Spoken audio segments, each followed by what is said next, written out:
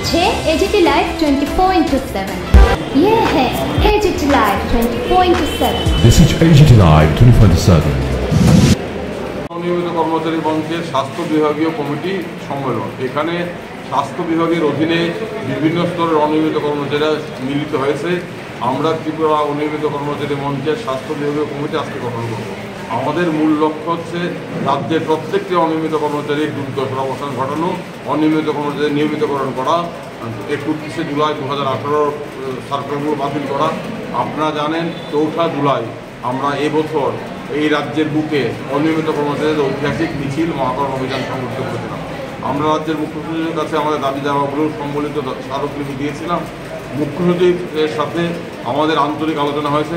মুখ্য সচিব আমাদেরকে আশ্বাস দিয়েছেন যে আমাদের দাবিগুলো পূরণে তিনি ইতিবাচক ভূমিকা পালন করবেন, ইতিবাচক পদক্ষেপ তিনি আশ্বাস দিয়েছেন। আমরা আগামী সপ্তাহে মুখ্য সচিবের চিঠিতে জানতে চাইব আমাদের দাবি দেওয়া পূরণে কতটা কী হলো, কোন জায়গায় বিষয়টা আছে সেটা জানতে চাইব।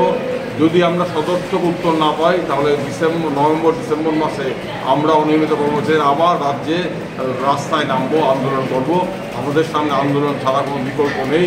সেই লক্ষ্যেই আমরা সংগঠন শক্তিশালী করছি। আজকে এখান থেকে অনিয়মিত কর্মচারী মঞ্চের স্বাস্থ্য বিভাগীয় কমিটি আমরা গঠন করবো। এই জন্যই আমরা এখানে ফিরে স্বাস্থ্য বিভাগীয় ইউনিট অনেকদিন ধরে আন্দোলন তারা করছে, তারা লড়াই করছে, এখনও তাদের কোনো সেই বিষয়টা কীভাবে দেখছেন? আন্দোলন হয়েছে, আন্দোলনের ফলে কিছু দাবি আদায় হচ্ছে, আরও জোরদার আন্দোলন করতে হবে। আমরা তো সরকারের উপর ভরসা রাখছিলাম, 7-8 বছর ধরে আমরা ভরসা রেখে অনিয়মিত কর্মচারী বন্ধুরা আশায় বুক বেঁধেছিলেন, কিন্তু আশা তো পূরণ হয়নি। তাই আমরা 4 তারিখ মিছিল করলাম।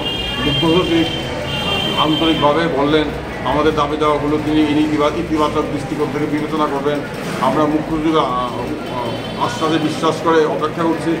আমরা এই পুজো অবধি অপেক্ষা করবো। তারপর যদি কোনো ইতিবাচক সাড়া আমরা না পাই তাহলে আমরা আবার আন্দোলনে নামব।